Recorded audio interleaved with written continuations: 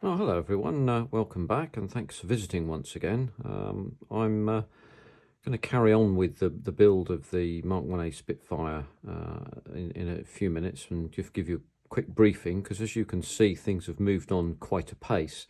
But before I do that, I just wanted to really talk a little bit briefly about the channel a little bit. I wanted to first of all thank all of the people who've decided to subscribe to Zinzan Modelling. It's very, very kind of you. Thank you very much for doing so. I wanted to give a particular shout out to John Alex Scale Modelling, who does a really fantastic job with his models, and he's building a 1/24th Spitfire at the moment, which you should just take a look at. It's an absolute tribute to attention to detail. Amongst many other things. He's a lot more the modeler than I will ever be, I'll promise you that much, as you'll see when I show you through my example of ineptitude. But anyway, to all the new subscribers, the people that have come along and said, you know, what you're doing is good enough to look at again, thanks ever so much. I shall keep on trying to make good videos for you. So here's another one today. So if you watched the last one, there's a bit of a change, as you can see. So of course, tailplanes, rudder, elevator have all gone on now, and the ailerons. Quick word or two about this. I haven't put this onto video because there's really no point. The elevators, the tailplanes and the rudder, most uneventful fit, all went together reasonably well there. There was a little bit of difficulty with, let's get my proper poker instead of a coffee stirrer. They're quite good for putting bits of putty onto things. As I was saying, the joints here were quite badly opened up, but that had to do with the fact that when I was filing them off, I filed a little bit too much material away. I hope that you can see this on the video. Let's just zero in on this so perhaps you can see this a little bit more. Going to move the lighting, it's not quite where we need it to be. Let's try that. That's much better. So the as you can probably see there, the seam line here is a bit pronounced.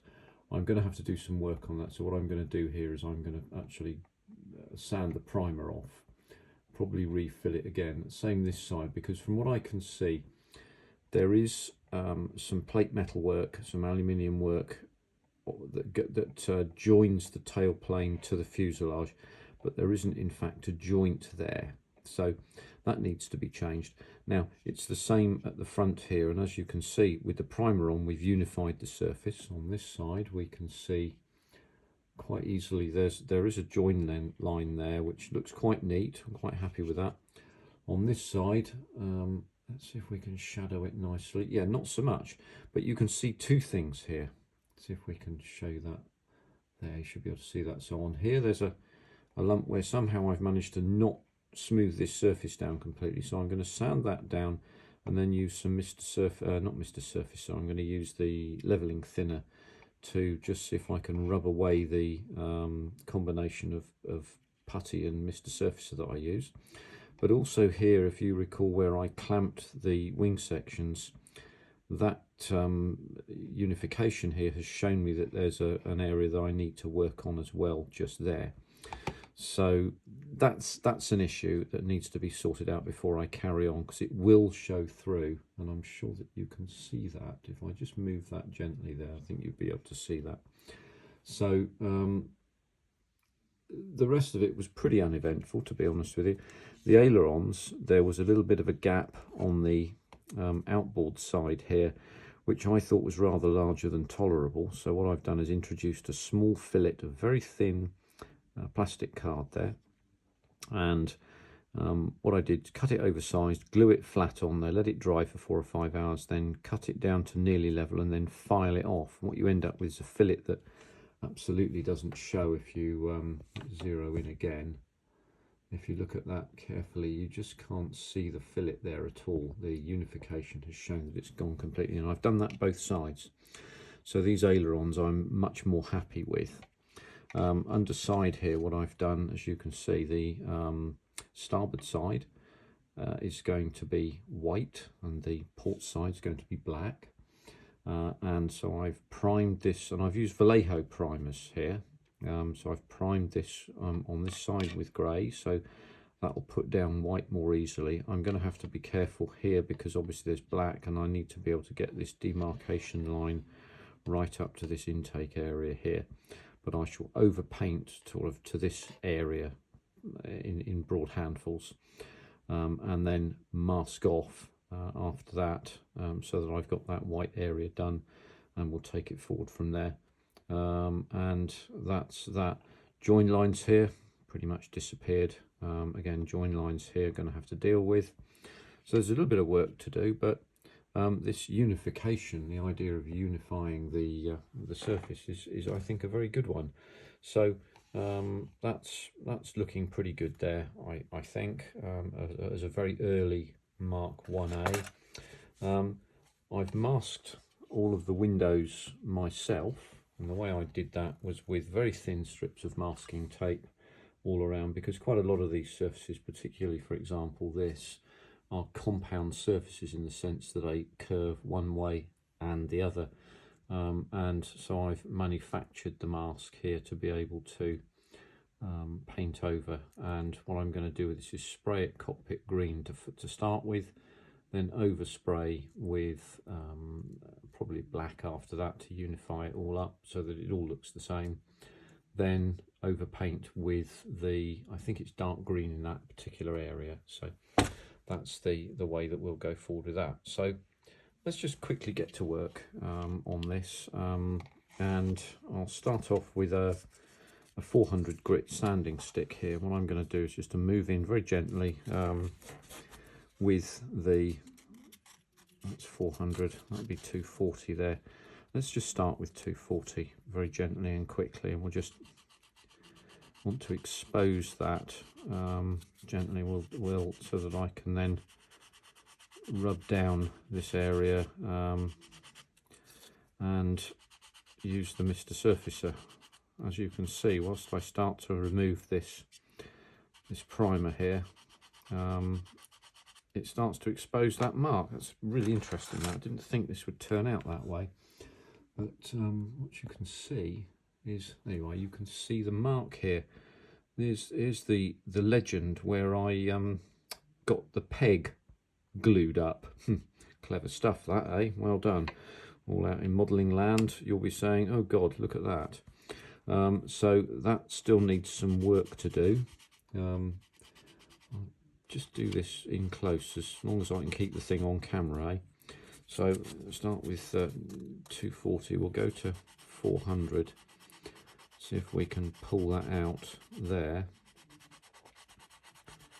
and then let's blow that off. Now what we'll do then is we'll just move that out. Now remember, of course, when you're doing this, if you do this for yourself, we've unified the surface, and of course all of the protuberances are on. So we've got the aerial, the radio mast, it's the radio mast it's called. I've also got the pitot head in on this side here. It's difficult to see when it's all in black, isn't it? But you can see that there. So we have to be careful when we're moving things around, and I'm going to move that down just a little bit. I don't want to sand this too much because I want to see if I can make that mark come out. So what we'll do, get ourselves a little bit of Mr. Colour levelling thinner. So I have the larger bottles that are in plastic, but I keep the glass one up here because it's actually quite useful. It's small enough to be able to use quickly. So we'll just put some onto one of my little pans there. I'm sure you can see what sort of a little pan this is. I'll use one of these. Now these are interesting. I found these at a model shop, Antiques in Gloucester. They're little pointed Tamiya sticks, and they're quite hard. They're quite expensive as well, actually, for what they are. Anybody can tell me where I can get the wooden stick cotton buds, which are harder than the standard plastic ones like these, with the plastic and whatnot. Anyone can tell me where I can get them, be really useful. So what we'll do is I'm going to essentially give this a quick rub down, not with a damp edition of the Sporting Life, but with an amount of this. Let's make sure we get some liquid on there, and it's a gentle rubbing here, just to see if we can move this this surface down a little bit. Of course, what we're going to do is we're going to pick up some of that primer as well, so we're going to have to wipe that off as we go. But what that does do is give us an opportunity to have a look-see where we are. So this takes a few minutes to do. See, that's begun to resist. What happens with this is it starts off being very easy to move, and then as you're starting to bite in, it seems to get harder. It seems to get resists the movement a little bit more as it begins to get a bit drier as well. So we can see that, we can feel that we're making an effect, because there you can you hear that? It's just beginning to chatter now. So we can have a little look at that now. That should look a little better under the paint now, I'm hopeful. Let's have a quick look again in close. Let's come in close and have a quick look. Yeah, that might be a bit better. No, I think we've more to do there. Let's keep going. I'm going to zero out again and knock that's for my other project that you know all about. Well, I don't know, hopefully you do, if you look at the rest of my outpourings. So we're going to just keep going with this for a short while, see if we can make sure this doesn't look quite so lumpy as it was. It's a very simple way of doing this, to be honest with you, and you don't run the risk of removing surface detail. Thanks to the most excellent Nigel, I'd never have thought of this. I could have looked at Mr. Colour Levelling Thinner and a cotton bud for probably several centuries and never thought to use them in this way. So good old Nigel, bless him. What would we do without him? There we go. Yeah, that looks like it's, I think that might be coming down a little bit there now, which could be good. What I'm going to do off camera is just run a little bit of mixture of liquid, dissolved putty and Mr. Surfacer onto that, and then rub it gently down, trying to avoid this line here. It's quite close, as you can see. If I point to that, it's actually quite close. So I'm going to try and get rid of that surface completely, but without sanding it too much. I think we can do that pretty easily. That shouldn't be an issue. And the other thing is to go towards the back of this, and I'm going to try and do the same thing down there as well. We've still got some, yeah, the only problem with this stuff is it does evaporate. So it's solvent based. Let's find my, what's happened to that? I think my, oh yes, it's fallen on the floor. There we go. That's not helpful, is it? Oh dear. That's what I was looking for. Fell on the deck, so I've now retrieved it. So we can get a little bit more of this and dab it in there so that I can get on with removing the paint from the top side of those tail sections. Oh, moving the camera around as well, it's not helpful while I try and get myself into a comfortable position. So we'll go same again. Just rub that off and then see if we can, I'll put some dissolved putty in there as well. Let's go to the other side, rub that away. So starts off being very easy to move the stick, and then it will get difficult because we rubbed away all of the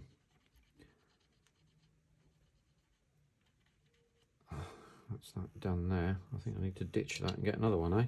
I think that's the best thing to do there. A little bag of these things. As I say, you get a couple of packets of them, and that's about how many you get. So it is pretty expensive to use these. So I need to find a better, more long-term, or less expensive in the long-term trick. All advice gratefully accepted. Same thing again this side. Hopefully you can see this okay. This is perhaps, I suppose, to some extent the dull thing at the end of the model. I guess some people like doing this very much. I'm okay with it, I guess, but you know, it's just one of those tasks that needs to be done and really done properly. So I'm going to try and do it to the best of my ability. I've got people looking at me now, so got to try and do it well. Again, it is all a learning experience for myself. I'm having recently come back to modelling in the last 2.5 to 3 years. I'm trying to pick up techniques and learn new things. I'm just going to wipe that off a minute and see. Yeah, see that's the solvent's removed the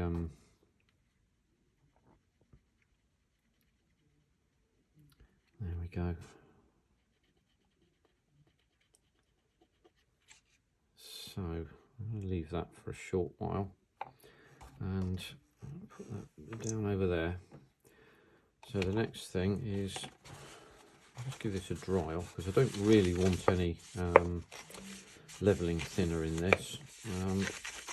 I just want to use Mr. Surfacer and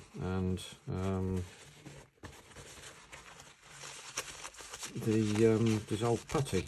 You've probably seen me do this before, I would think. So I just need to find my special brush. And that's gone. Where's that gone? I've had a quick move around here and everything disappeared.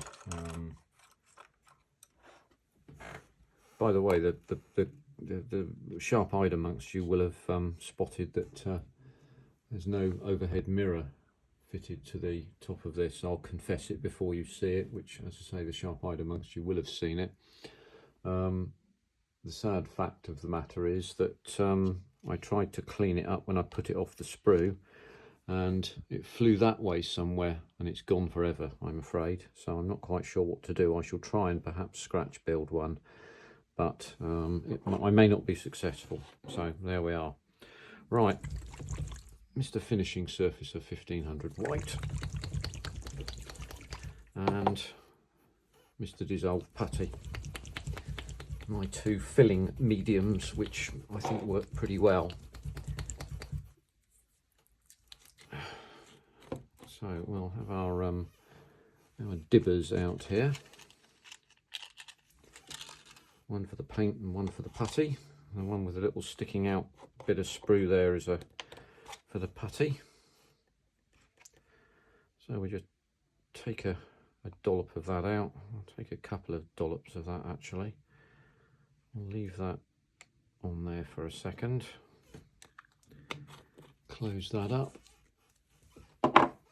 Let's move this so that you can see what I'm up to, eh? Mr. Surfacer. There we go. Sometimes the lid seal gets caught in the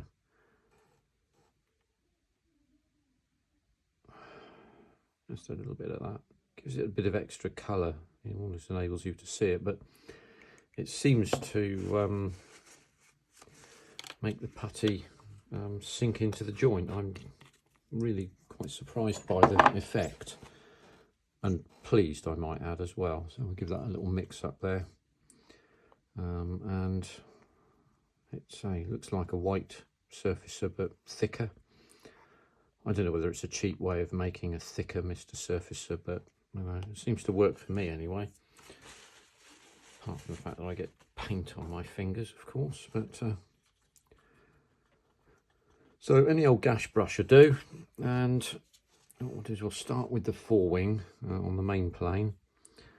I'm just going to just dab this on in a reasonably liberal quantity, and hopefully it'll go into the gap I've left there. And that will leave that okay. I think that joint actually should work out all right when I unify it. And then at the back here, I'm going to fill this gap in here and see if I can lose that rather deep indentation that we were able to see earlier on after I showed you the unified surface. So we'll do the same on the starboard side.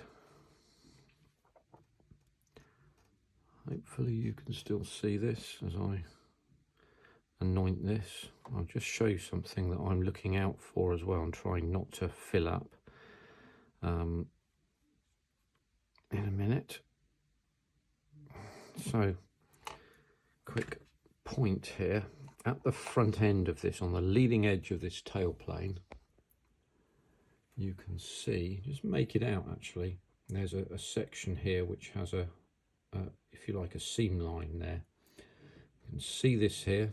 I don't want to lose that. I want to keep that visible because it shows up, and it'll show up like fury if you remove it. So with any luck, I can keep that whilst at the same time losing that join line there. Looking at the photographs and the material that I've looked at on this, there is a section that needs to be filled in there. So we'll do the same thing. Oh, I'm off camera now. Hang on, what am I doing? There you go. I don't want to be shouted at by you people in modelling land who are good enough to watch me. So there we go. So a couple of little things to fill in there. So I seem to have oh, I've put white paint on it. There you are. Couple of little things to fill up there and to sort out, and after that's completed, then it will be a quick rub down and the reapplication of the primer. I'll use Vallejo primer again. As I say, on the underside I'm going to use just a white paint, probably a Vallejo white paint, and I'll use Mr. Surfacer 1500 black for this area here. These are going to turn out to be this cowling front here up to that union there where you can see these Zeus fasteners. There you can see that cowling edge there, just there. These little round markings here are called Zeus fasteners, so we've tried to retain those. This is all aluminium here, it's all aluminium there. These are I think these are actually white and black, but I'm not quite remembering it correctly probably, but there we are. So that's the next step. We're near the end now, and I will probably do one more film of this particular build, I suspect right at the end, but I won't be able to film the painting because my compressor is a little tiny thing of about that sort of size, but it does make a lot of noise, and I've tried making a film of it, of me painting, but it ends up with a lot of roaring and burbling in the background, and that's not me talking, by the way, before you all say it. That's actually the bloody compressor making a row. So there we go. Look, thank you very much for watching. Do appreciate it once again. Hope this was an interesting one for you this time round. Hope to show you at the next film a finished model. So thanks very much for watching, and take care. See you soon.